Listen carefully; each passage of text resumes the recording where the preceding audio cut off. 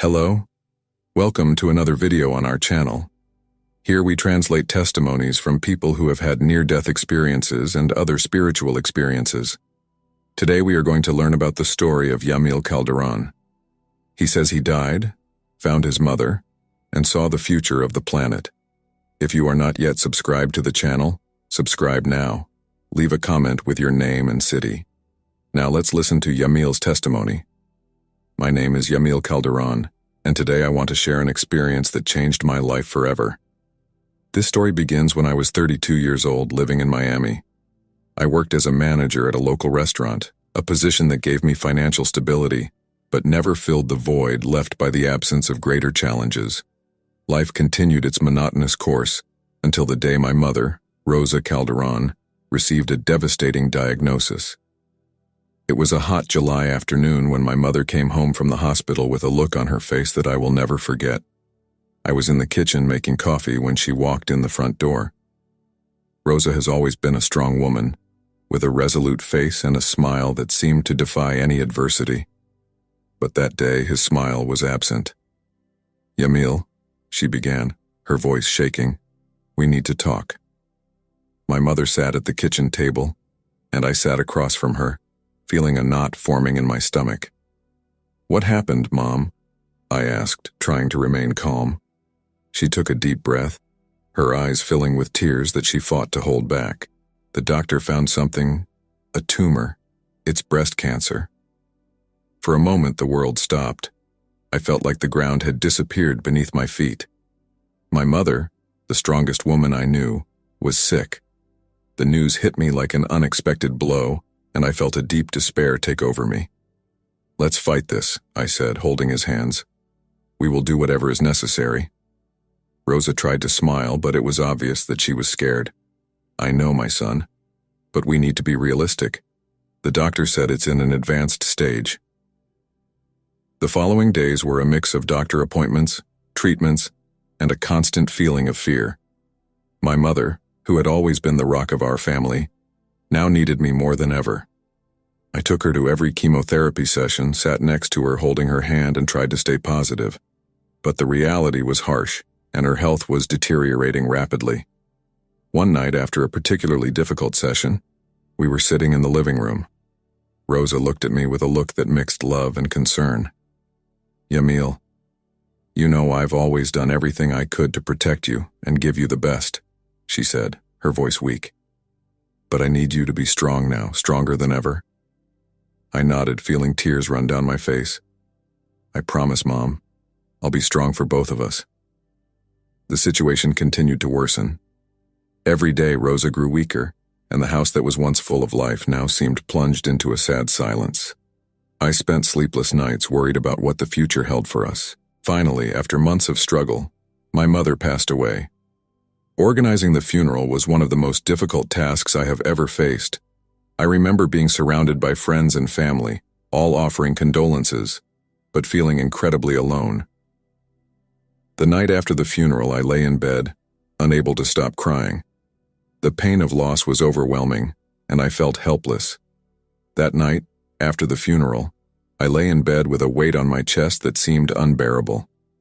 The tears continued to stream down my face, and the sadness consumed me completely. I tried to close my eyes and sleep, but the emotional pain was overwhelming. It was then that I felt a sharp pain in my chest, a pain so intense it took my breath away. Standing up quickly, I walked to the medicine cabinet in the bathroom, hoping to find something that would ease the pain. Each step felt like a monumental effort. I opened the cabinet and grabbed a bottle of painkillers, but the pain in my chest only increased. My vision started to get blurry, and my hearing started to disappear. I felt tingling in my extremities, and before I could do anything, I passed out on the bathroom floor. What happened next was nothing short of extraordinary. I felt myself floating above my body, looking down, seeing my physical form motionless on the living room floor. It was a surreal sight, as if I were observing the scene from outside. A bright light began to form around me, and a tunnel seemed to beckon me. The tunnel of light was welcoming, radiating a sense of peace I had never experienced before. I was drawn to this light, moving towards its center. As I got closer, I began to see luminous figures, beings of pure energy that exuded love and tranquility. I felt connected to them in a way I can't fully explain, like we were part of a greater whole.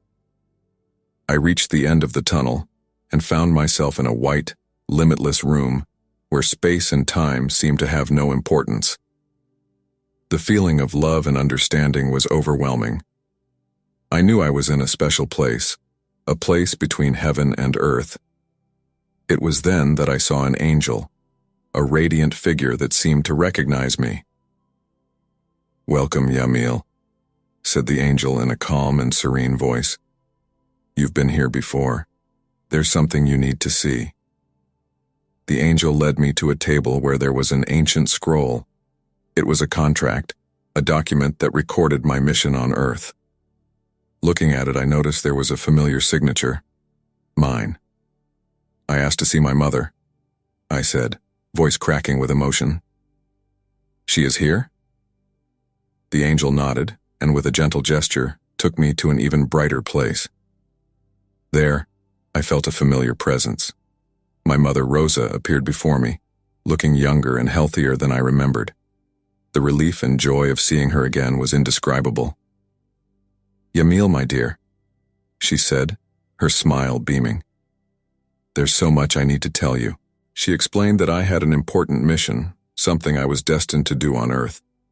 He talked about the challenges the world would face in 2024, wars, climate disasters, attacks, and how these events would be signs of imminent change. My mission was to recognize the great sign and prepare for it. "I miss you so much, Mom," I said, tears again filling my eyes. "How will I know when the great sign arrives?" "You will know, Yamil," she replied firmly. "And when that happens, you'll be ready." The sense of connection with my mother was profound, and the love we felt for each other seemed to transcend any physical barriers. I knew I was in a place where souls met, where peace and understanding reigned.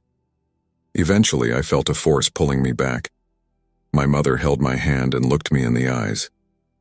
"I will always be with you, my son. Never forget that." The feeling of being pulled back was gradual but inexorable. I felt my body beginning to reconnect with my soul, a feeling of heaviness and gravity slowly returning.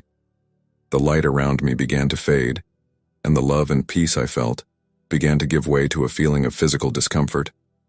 I opened my eyes and found myself lying on the bathroom floor, surrounded by the familiar furniture from my home. The chest pain had lessened, but the emotional impact of the experience was still very much there.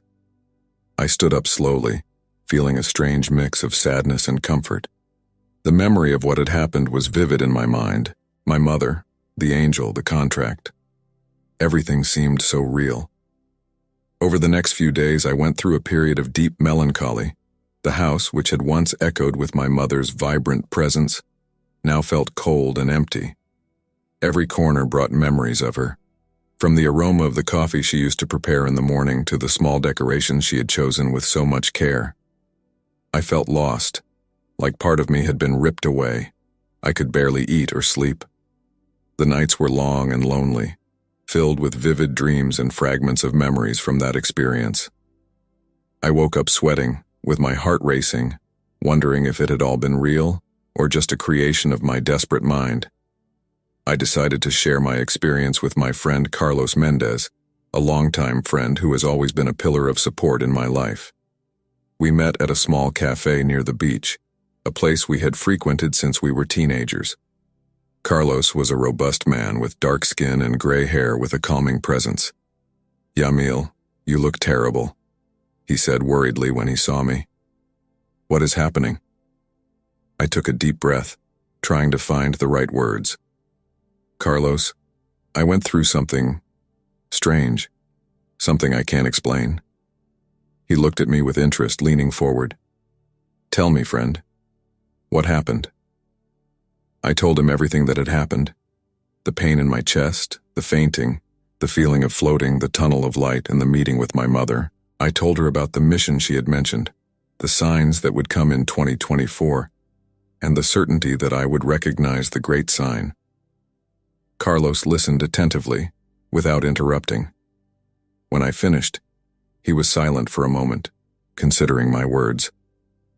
"Yamil," he said finally, "I've heard of experiences like yours. They're called near-death experiences. Many people report similar things: bright lights, encounters with deceased loved ones, a sense of peace." His words brought unexpected relief. "Do you believe me?" I asked, voice shaking. Carlos nodded.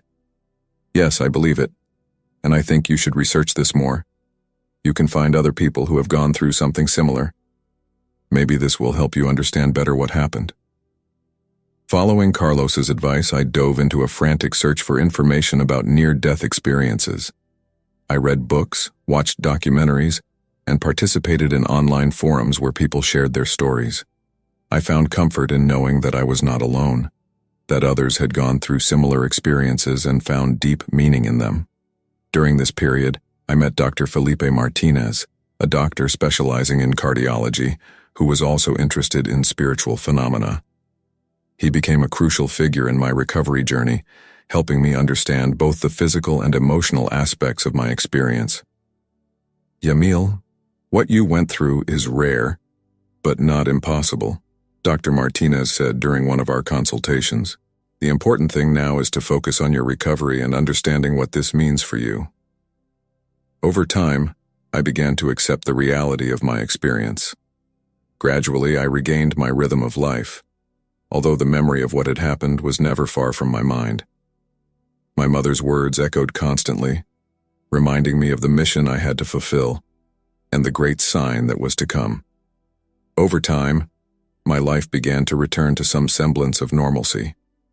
However, the near-death experience continued to occupy my daily thoughts. The feeling of having been touched by something transcendental was undeniable. My mother's words about the mission and the signs that would come in 2024 resonated in my mind like a constant mantra. I decided to further my research into near-death experiences, NDE. I spent hours at the Miami Public Library, immersed in books and scientific articles. Every account I found, every testimony I read, reinforced my belief that what I had experienced was real and meaningful. One day, while browsing an online forum, I came across a post by a woman named Sofia Ramirez. She described a near-death experience that was surprisingly similar to mine. Curiosity led me to message her, and soon we were exchanging emails and texts. We decided to meet at a cafe near my work. Sofia was a serene-looking woman with wavy brown hair and piercing green eyes. There was something about his presence that conveyed peace and understanding. When we sat down to talk, I felt an immediate connection. "Yamil, I'm so happy we found each other," Sofia said, smiling. "Your experience is fascinating, and I feel like we have a lot to share." "Thank you, Sofia. I'm also happy to have found someone who understands what I'm going through," I replied, feeling a weight lift off my shoulders.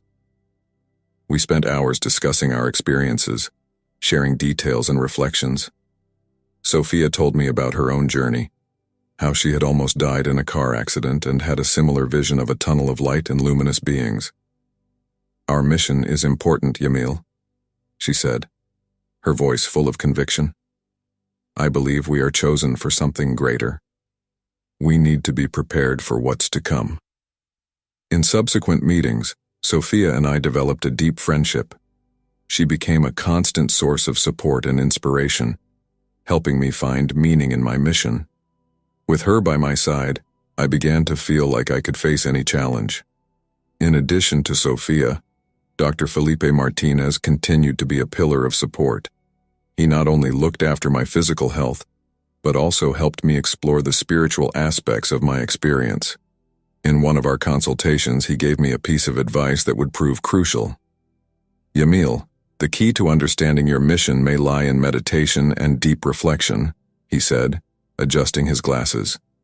"Give yourself time to connect with that part of yourself that you encountered during your NDE." Following his advice, I started practicing meditation daily. Initially, it was difficult to calm my mind, but over time, I began to feel a deeper connection with myself and the universe around me. In one of these meditation sessions, I had a vision that left me intrigued and hopeful. I was sitting on the floor of my room in the lotus position when I felt my mind calm down and my breathing become lighter. Suddenly, I was transported back to that endless white room.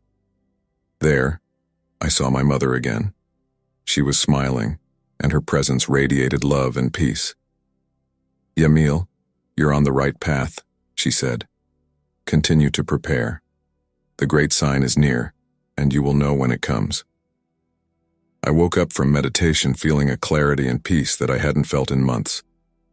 I knew my journey was far from over, but I also knew I was more prepared than ever to face whatever came. As 2024 progresses, the feeling that something significant is about to happen intensifies. The news is filled with reports of global conflicts, natural disasters, and violent incidents. Each event feels like a distant echo of my mother's words during her near-death experience. I know the great sign is approaching, but I still don't know how to recognize it. My relationship with Sofia Ramirez continues to deepen. In addition to sharing our experiences, we began to build a life together.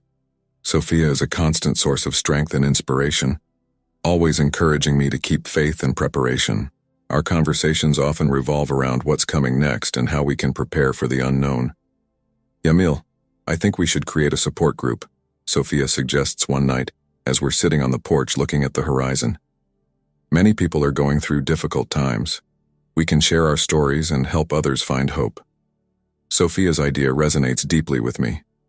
We decided to organize weekly meetings at a local community center. The meetings attract a variety of people, some who have had near-death experiences, others who are just looking for comfort and guidance. Each session is a rich exchange of stories, emotions, and wisdom. At one of these meetings, a man named Miguel Rodriguez shares a story that touches me deeply.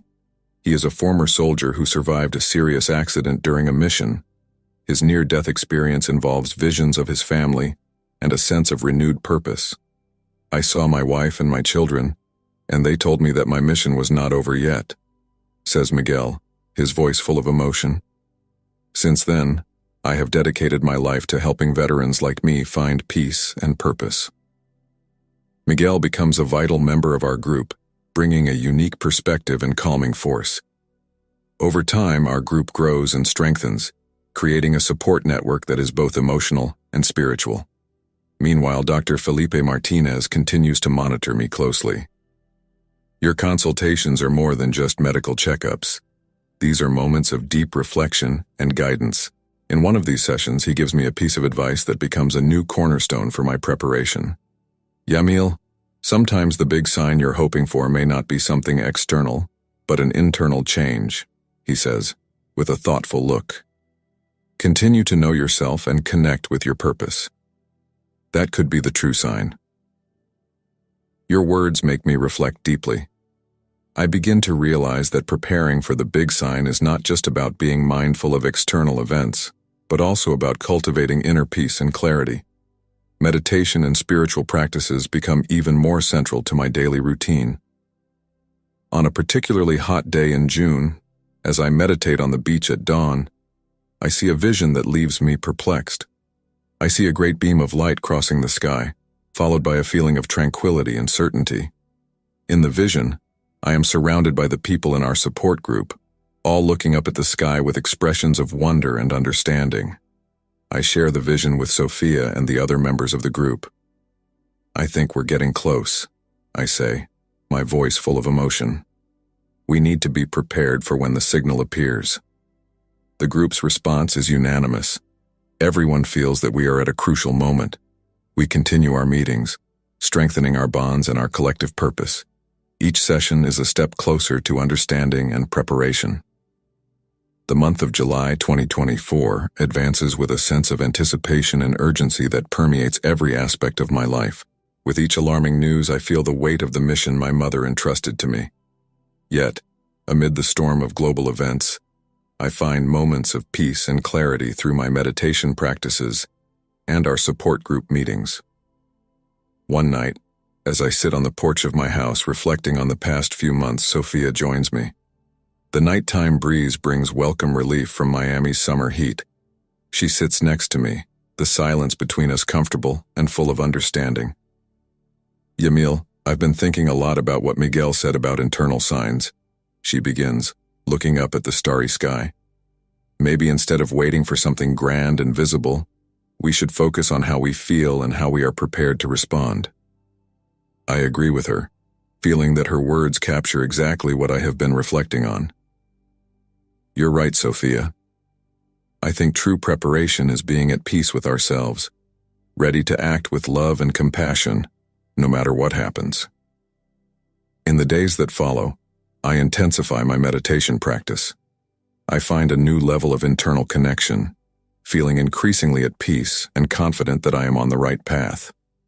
During one of these meditations, I have another powerful vision. I see my mother, this time in a field of dazzling flowers, the sun shining in the background. She smiles at me with that smile that always conveyed love and trust. "Yamil, you're doing an excellent job," she says, her voice soft and encouraging. "Continue to follow your heart and connect with the people around you. The great sign will be clear to you when the time comes." I wake up from meditation with a feeling of renewal and purpose. I share the vision with Sophia and the group, and we all agree that we must continue to focus on our internal preparation. Each group session becomes a sacred moment of sharing and mutual strengthening. Dr. Felipe Martinez also notices my change. At one of our appointments, he comments on my progress. "Yamil, I see a transformation in you. Your energy is calmer, more centered.